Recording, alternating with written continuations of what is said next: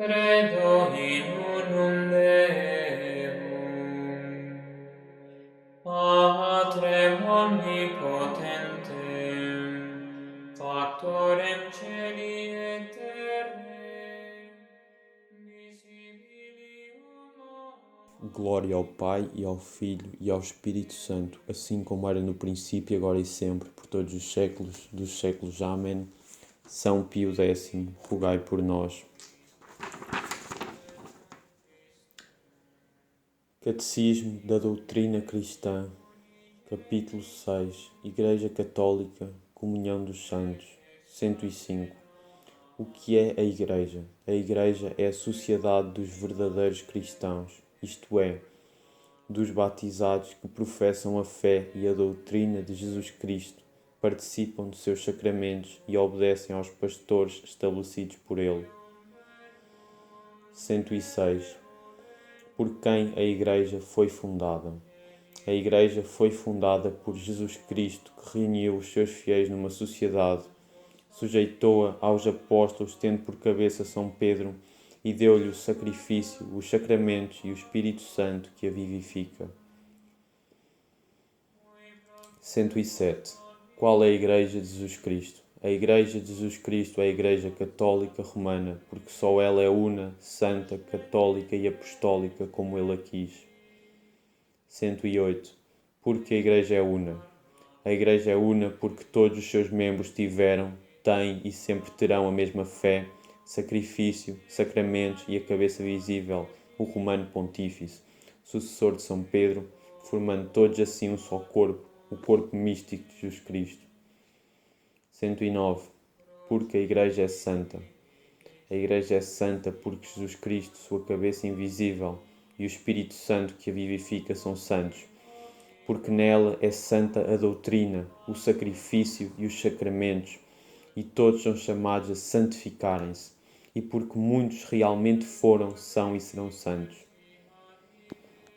110. Porque a Igreja é católica. A Igreja é católica, isto é, universal, porque é instituída e adequada para todos os homens e espalhada por toda a terra. 111. Porque a Igreja é apostólica. A Igreja é apostólica porque está fundada sobre os apóstolos e sua pregação, e é governada por seus sucessores, os pastores legítimos, que sem interrupção e sem alteração continuam a transmitir a doutrina e o poder. 112. Quem são os legítimos pastores da Igreja? Os legítimos pastores da Igreja são o Papa ou Sumo Pontífice e os bispos unidos a ele. 113. Quem é o Papa? O Papa é o sucessor de São Pedro na sede de Roma e no primado, ou seja, no apostolado e episcopado universal. Portanto, a cabeça visível, vigário de Jesus Cristo, cabeça invisível de toda a Igreja, por isso se diz católica romana. 114. O que constituem o Papa e os bispos unidos a ele. O Papa e os bispos a ele unidos constituem a Igreja docente, assim chamada porque tem Jesus Cristo a missão de ensinar a verdade e as leis divinas a todos os homens, que só dela recebem o pleno e seguro conhecimento de que é necessário para viver cristamente. 115. A Igreja docente pode errar ao ensinar-nos as verdades reveladas por Deus? A Igreja docente não pode errar ao ensinar-nos as verdades reveladas por Deus. Ela é infalível porque, como prometeu Jesus Cristo, o Espírito da Verdade a assiste constantemente. Nota 10.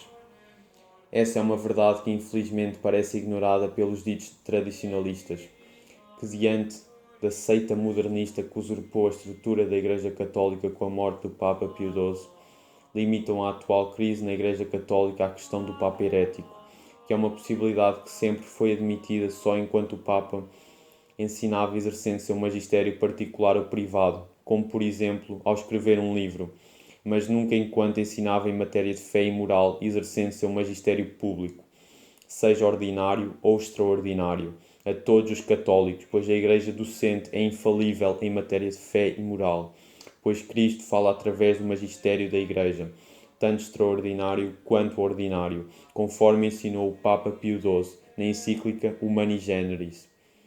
O Papa Leão XIII, na encíclica Satis Cognitum, de 29 de junho de 1896, também é bastante claro quanto a isso.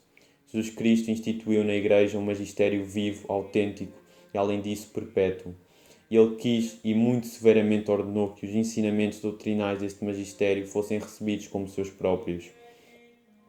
Se o ensinamento da Igreja pudesse de alguma forma ser falso, seguir-se-ia o que evidentemente é absurdo, que o próprio Deus seria o autor do erro dos homens. 116. O Papa sozinho pode errar ao ensinar-nos as verdades reveladas por Deus? O Papa sozinho não pode errar ao ensinar-nos as verdades reveladas por Deus, ou seja, é infalível como a Igreja quando, como pastor e doutor de todos os cristãos, define doutrinas sobre a fé e os costumes. Nota 111. Suponhamos que um homem aparentasse ter sido eleito validamente Papa e assumido o ofício papal se um tal homem, não incorrendo em heresia de maneira pública ou notória ao exercer seu magistério privado como doutor privado, mas incorrendo em heresia ao ensinar algo herético como pastor e doutor de todos os cristãos, assegura o bispo Joseph Fessler, professor de Direito Canónico na Universidade de Viena de 1856 a 1861 e secretário-geral do Concílio Vaticano de 1870, em um trabalho que foi honrado por um breve de aprovação do Papa Pio IX após seu trabalho ter sido submetido a um comitê de cardeais para examinar sua ortodoxia, diz: então deveríamos ter diante de nós o caso para o qual o Papa Paulo IV, na bula cum ex apostolatus officio acima mencionada fornece, toma por nula a eleição de tal homem para o papado, declarando-a nula e sem efeito. Assim, é certo que tal homem tivesse sido eleito invalidamente ao papado por um impedimento de lei divina, como poderia ser o caso de algum dos modernistas que usurparam a cátedra de São Pedro após a morte do Papa Pio XII. Pois é ensino comum dos teólogos que a eleição de uma mulher, de uma criança, de um demente ou de um que não é membro da Igreja, não batizado, herege, apóstata, cismático, seria nula por lei divina. Glória ao Pai, ao Filho e ao Espírito Santo, assim como era no princípio, agora e sempre, por todos os séculos dos séculos. Amém. São Pio X, rogai por nós. Amém. Cuius veni non erit Filii, et in Spiritum Sanctum Dominum, et vivificante